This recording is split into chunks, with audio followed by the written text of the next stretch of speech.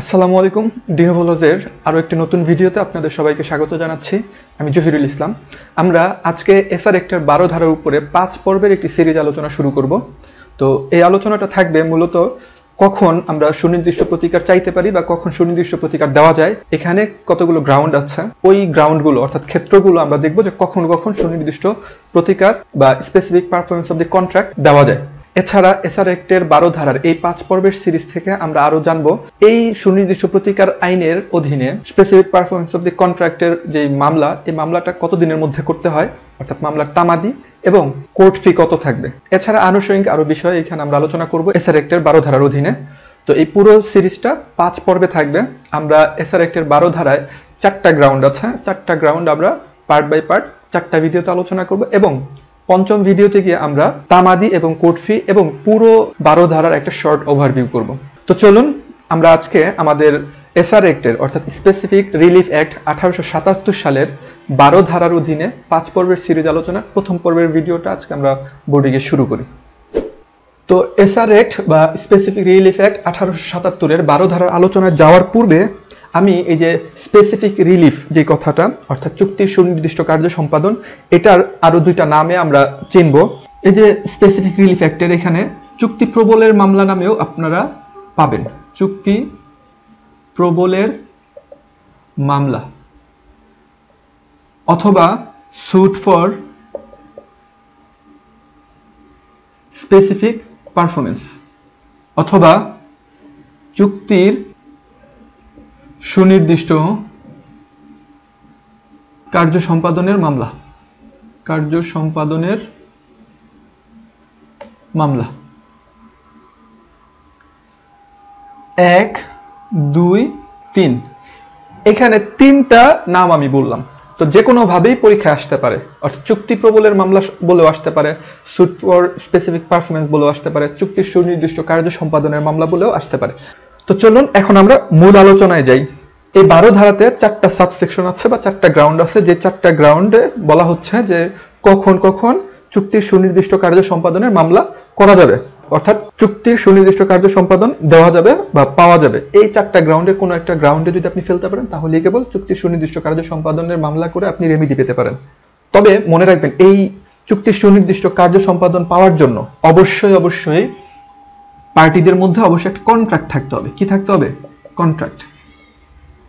এটা মাস্ট, চুক্তিটা মাস্ট।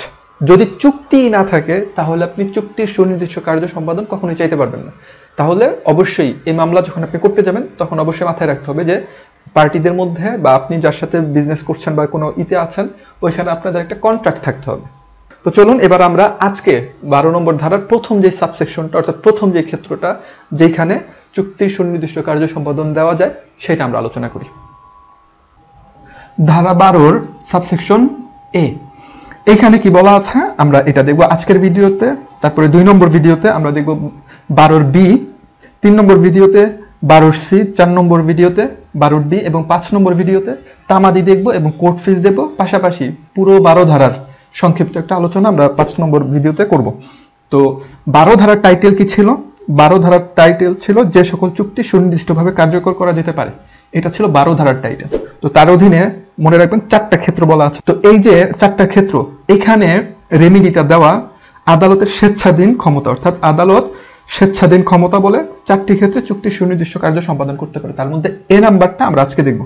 কি বলা আছে এখানে? যখন সম্মতিভুক্ত বা চুক্তিভুক্ত বলা যায় কার্য সম্পাদন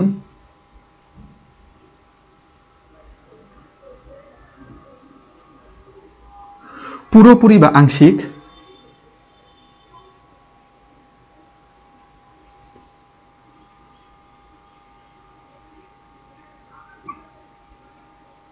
একটি জিম্মার অন্তর্ভুক্ত হয়।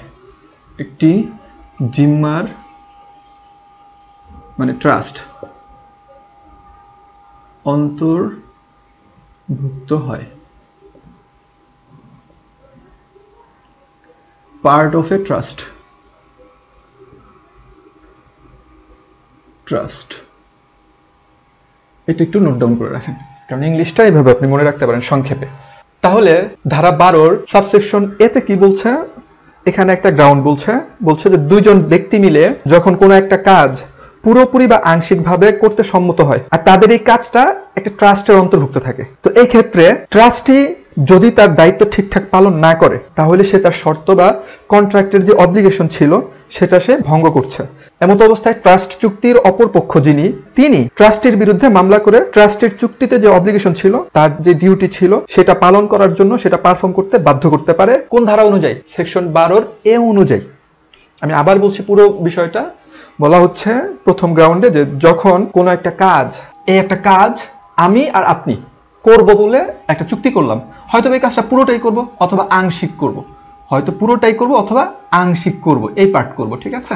তো সেক্ষেত্রে আমরা চুক্তিবদ্ধ হলাম। তো চুক্তিবদ্ধ হওয়ার পরে আপনাকে যে দায়িত্বটুকু পালন করার কথা ছিল আপনি সেই দায়িত্বটুকু পালন করেন নাই। তো এক্ষেত্রে তাহলে আপনার যে অব্লিগেশন ছিল, আপনার যে ডিউটি ছিল সেটা পারফর্ম করানোর জন্য আপনার বিরুদ্ধে মামলা আমি করতে পারবো। সেকশন 12 সাবসেকশন এতেই কথা বলে দিচ্ছে।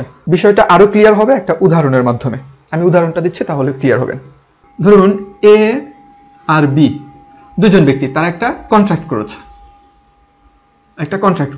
কি কন্ট্রাক্ট? বি এর কিছু পণ্য আছে। কি আছে? পণ্য।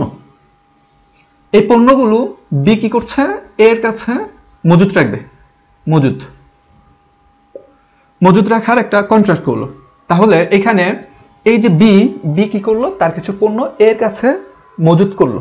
এ কি করছে? এখানে এই কন্ট্রাক্টে এ দায়িত্ব নিয়েছে এই যে মজুতকৃত পণ্য, এই পণ্যের দেখাশোনা এ করবে। এ কি করবে? দেখাশোনা করবে। তাহলে বি এর পণ্যগুলো এর কাছে রাখবে, এ এই পণ্যগুলো দেখাশোনা করবে। এইটাই হচ্ছে তাদের কন্ট্রাক্ট। অর্থাৎ এখানে এ হচ্ছে, এই ব্যক্তি হচ্ছে বি এর জিম্মাদার। তাহলে এই এ নামক ভদ্রলোক ইনি হচ্ছেন ট্রাস্টি বা জিম্মাদার। কার জিম্মাদার? বি এর জিম্মাদার। তাহলে এ হচ্ছে এখানে ট্রাস্টি। সে কি করছে? বি এর পণ্যগুলো রাখছে। এই মর্মে তারা একটা কন্ট্রাক্ট করেছে। আর এইটাই ছিল কন্ট্রাক্টের অব্লিগেশন যে আমি তোমার কাছে পণ্য রাখবো, তুমি আমার পণ্য দেখাশোনা করবে ট্রাস্টি হিসেবে। তো কিছুদিন পরে এই যে এ নামক ভদ্রলোক, এই এ বি এর যে পণ্যগুলো ছিল তার কাছে মজুত রাখা, এখান থেকে কিছু পণ্য অন্যায়ভাবে সি নামক ব্যক্তির কাছে ট্রান্সফার করে দিয়েছে। তার মানে দেখেন এই কন্ট্রাক্টের মূল অব্লিগেশন বা ডিউটি কি ছিল? বি এর পণ্য এ দেখাশোনা করবে। এই যে দেখাশোনা, এখন এ যখন অন্যায়ভাবে সি এর কাছে পণ্যটা ট্রান্সফার করে দিল, তাহলে কি কন্ট্রাক্ট অনুযায়ী এর যে অব্লিগেশন ছিল, দায় দায়িত্ব ছিল, সেটা কি সে পারফর্ম করছে? অবশ্যই করছে না। এখন এই যে বি তার পণ্য রাখলো, বি কি করবে? এমত অবস্থায় বি এর বিরুদ্ধে 12 ধারায় মামলা করে একে তার চুক্তির সুনির্দিষ্ট কার্য সম্পাদনে বাধ্য করতে পারবে। কারণ ট্রাস্টি এ অর্থাৎ এই যে ভদ্রলোক তার কাছে রাখা মজুত পণ্য পুনরায় বি কে অর্পণ করতে বাধ্য। এজন্যই এই যে ট্রাস্ট একটা কন্ট্রাক্ট হয়েছিল, এই কন্ট্রাক্টের অব্লিগেশন কে ভায়োলেট করেছে? এ ভায়োলেট করেছে। এখন এই চুক্তিটা সুনির্দিষ্টভাবে সম্পাদন করবার জন্য বি 12 ধারায় মামলা করতে পারবে। কার বিরুদ্ধে? এর বিরুদ্ধে। এই কথাটাই এখানে বলা হচ্ছে। যখন কোনো কন্ট্রাক্টভুক্ত কার্য সম্পাদন পুরোপুরি বা আংশিক একটি জিম্মার অন্তর্ভুক্ত হয়, এখানে দেখেন এটা কিন্তু একটা ট্রাস্টের অধীনে চলে গিয়েছিল। ট্রাস্ট বলতে কি বোঝাচ্ছে? জিম্মা। অর্থাৎ আপনি আমার সাথে একটা কন্ট্রাক্ট করেছেন কি মূল্যে? যে আপনার একটা বাইক আছে, বাইকটা আমার কাছে রাখবেন, ওই বাইকের দেখাশোনা আমি করব। এটা কিন্তু জিম্মা। কন্ট্রাক্ট অনেক ধরনের হয়, তবে এটা কিন্তু কন্ট্রাক্ট হয়েছে ট্রাস্টের উপরে, অর্থাৎ জিম্মাদার হিসেবে। এখানে কিন্তু এ আর বি কিন্তু পণ্য ক্রয় বিক্রয়ের চুক্তি করে নাই, এখানে করেছে কি? জিম্মাদার হওয়ার চুক্তি করেছে। এটাই বলা হচ্ছে ট্রাস্টি। তো যখন সম্মতিভুক্ত কার্য সম্পাদন পুরোপুরি বা আংশিক একটি জিম্মার অন্তর্ভুক্ত হয়, তাহলে এই যে কন্ট্রাক্টটা হয়েছে এ আর বি এর মধ্যে, এটা কি দেখাশোনার শর্তে হয়েছে না? জিম্মাদার হিসেবে হয়েছে না? অবশ্যই জিম্মাদার হিসেবে হয়েছে। এজন্যই বলা হচ্ছে কোন একটা চুক্তি যখন জিম্মার অন্তর্ভুক্ত হয়, ট্রাস্টের অন্তর্ভুক্ত হয়, তখন ট্রাস্টি যদি তার যে দায়িত্ব ছিল, অব্লিগেশন ছিল, ডিউটি ছিল, সেটা পারফর্ম করতে ব্যর্থ হয়, তাহলে এই যে ব্যক্তি সে এটা বাধ্য করতে পারবে তাকে, ট্রাস্টিকে, যে তুমি যে কন্ট্রাক্ট করেছো তোমার দায়িত্ব তুমি পারফর্ম করো। না করলে 12 ধারায় সে মামলা করে দিতে পারবে। মনে রাখবেন এখানে পয়েন্টই হচ্ছে জিম্মাদার। জিম্মা কন্ট্রাক্ট যদি হয়, অর্থাৎ আপনার বাড়িঘর দেখার জন্য কাউকে চুক্তি করলেন, তাহলে বাড়িঘর দেখে শুনে সে রাখবে, এই ধরনের যদি হয় তাহলেই কেবল এটা জিম্মার অধীন। তাহলে জিম্মা ব্যাপারটা কি বোঝা গেল ট্রাস্টে? আশা করি এটুকু ক্লিয়ার। আমি পুরো আলোচনাটা আবার একটু করে দিচ্ছি। আমরা আজকে এসআর অ্যাক্ট 1877 অর্থাৎ স্পেসিফিক রিলিফ অ্যাক্ট বা সুনির্দিষ্ট প্রতিকার আইন 1877 12 ধারার 5 পর্বের সিরিজ আলোচনার প্রথম পর্বের আলোচনা করছি। তো এই আলোচনায় আমরা প্রথমেই বলেছিলাম যে যখনই আপনি চুক্তির সুনির্দিষ্ট কার্য সম্পাদনের মামলা করতে চাইবেন তখন অবশ্যই মনে রাখবেন আপনাদের মধ্যে একটা কন্ট্রাক্ট থাকতে হবে, এটা মাস্ট বি থাকতে হবে, এটা ম্যান্ডেটরি। উইদাউট কন্ট্রাক্ট আপনি কখনোই চুক্তির সুনির্দিষ্ট কার্য সম্পাদন চাইতে পারবেন না, কারণ বলাই আছে চুক্তির সুনির্দিষ্ট কার্য সম্পাদন। তার মানে চুক্তি যদি আপনারা না থাকে, কন্ট্রাক্ট যদি আপনাদের মধ্যে না থাকে, তাহলে আপনারা কখনোই চুক্তির সুনির্দিষ্ট কার্য সম্পাদন করতে মামলা করতে পারবেন না। তারপরে আমরা 12 সাবসেকশন এতে এসে প্রথম যে অংশটা সেটা আলোচনা করলাম। দেখলাম যে বলা আছে যখন সম্মতিভুক্ত কার্য সম্পাদন পুরোপুরি বা আংশিক, পুরো কাজটা অথবা আংশিক একটা অংশ জিম্মার অন্তর্ভুক্ত হয়, সেই ধরনের ট্রাস্ট কন্ট্রাক্ট কেউ যদি ভায়োলেট করে তাহলে 12 ধারার অধীনে মামলা করা যায়। তো আশা করি এসআর অ্যাক্ট 1877 সেকশন 12 5 পর্বের যে সিরিজ আলোচনা তার প্রথম পর্বের আলোচনাটা আপনারা পুরোটা দেখেছেন। পরের অংশ দেখার আমন্ত্রণ জানিয়ে আজকের মতো বিদায় নিচ্ছি। ধন্যবাদ সবাইকে।